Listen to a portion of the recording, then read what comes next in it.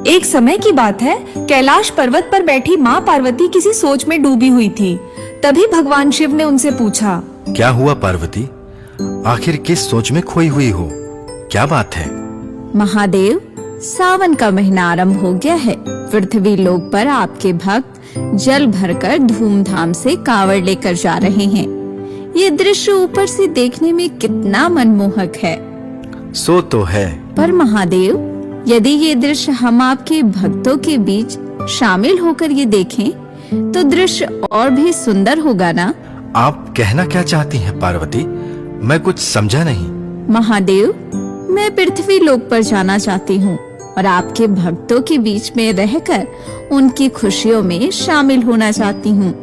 देखिए ना, आपके भक्त सावन में कितने उत्साहित हैं। सभी धूमधाम से कांवड़ लेकर जा रहे हैं। ये दृश्य देखने में कितना सुंदर है। मुझे ये दृश्य पृथ्वी लोक पर जाकर ही देखना है। ठीक है पार्वती जी, चलिए, लेकिन हम इस भेष में पृथ्वी लोक पर नहीं जा सकते। हमें इंसानी भेष बदलनी होगी। माँ पार्वती के कहने पर भगवान शिव और माँ पार्वती एक यात्री का भेष बदलकर पृथ्वी लोक पर पहुँचे। वो एक गांव में पहुँचे। वहाँ उन्होंने देखा कि सभी शिव भक्त नंगे पैर कंधों पर भारी कांवर का बोझ लिए हर हर महादेव की गूंज लगाते हुए जल चढ़ाने के लिए जा रहे थे। ये दृश्य देख माँ पार्वती चौंक गई। भोलेनाथ, ये भक्त तो बहुत ही अद्भुत है। ये नंगे पैर कंधे पर इतना बोझ लिए कैसे चल रहे हैं? और इनके माथे पर एक सिकन तक नहीं। ऐसे भक्त और ऐसी भक्ति, धन्य है प्रभु।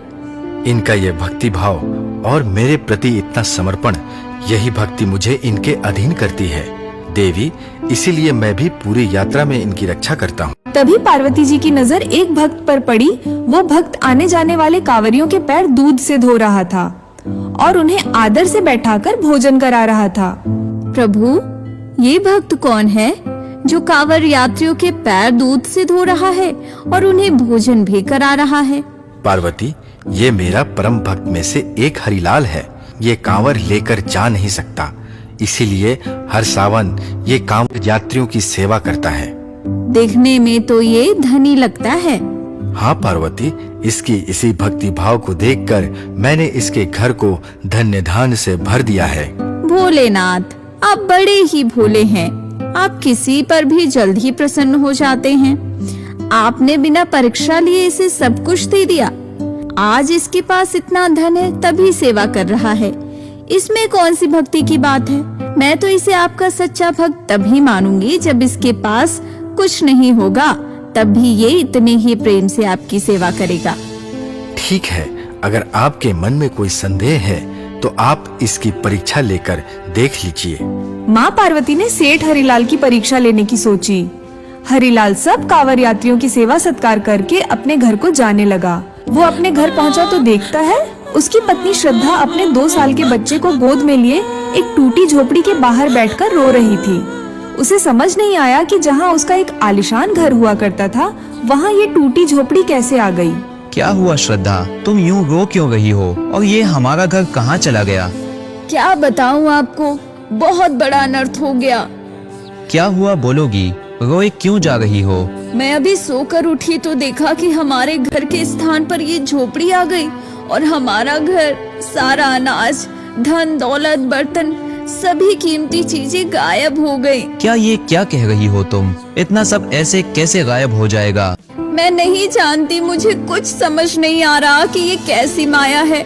भगवान हमारी कैसी परीक्षा ले रहे हैं? इतना सब एक साथ कैसे गायब हो गया? हम तो सड़क पर आ गए, अब हम क्या खाएंगे? लल्ला को क्या खिलाएंगे? हे महादेव, हमने ऐसा कौन सा पाप कर दिया? ये कैसी परीक्षा ले रहे हो आप हमारी महादेव? श्रद्धा, परेशान मत हो, भोलेनाथ सब ठीक कर देंगे, धैर्य रखो। हरिलाल एक क्षण में अमीर से गरीब हो चुका था। कहाँ वो पहले दूसरों का पेट भरता था, लेकिन अब वो अपना पेट तक नहीं भर पा रहा था। रात्रि का समय था। दोनों पति पत्नी भूखे पेट घर में बैठे हुए थे। तभी उनका 2 साल का बच्चा भूख से रोने लगा। सुनिए ना, लल्ला भूख के मारे रोए जा रहा है। हम तो भूख बर्दाश्त कर लेंगे, लेकिन इसके लिए तो कुछ लेकर आना पड़ेगा ना। ठीक है, मैं देखता हूँ कुछ मिलता है तो लाता हूँ। ये बोलकर हरिलाल घर से बाहर चला गया। थोड़ी देर बाद वो वापस लौटा। खाने को कुछ मिला? आप कुछ लाए क्या? हाँ, मैं ये लल्ला के लिए दूध लाया हूँ और हमारे खाने के लिए ये थोड़ी सी खिचड़ी। इससे आज रात तो पेट भर जाएगा। इतने में उनके घर का दरवाजा बजता है। हरिलाल दरवाजा खोलता है तो देखता है कि दरवाजे पर भगवान शिव और पार्वती कांवर यात्री के रूप में खड़े थे।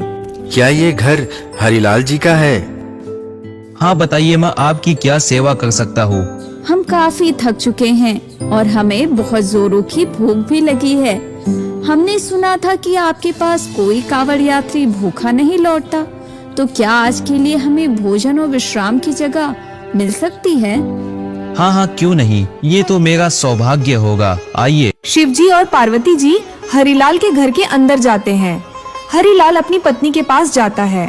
श्रद्धा, कांवड़ यात्री आए हैं, उनके चरण धोने के लिए दूध की आवश्यकता है। श्रद्धा बिना दो बात बोले हरिलाल को वो दूध का ग्लास दे देती है जो उसने अपने बच्चे को पिलाने के लिए रखा था।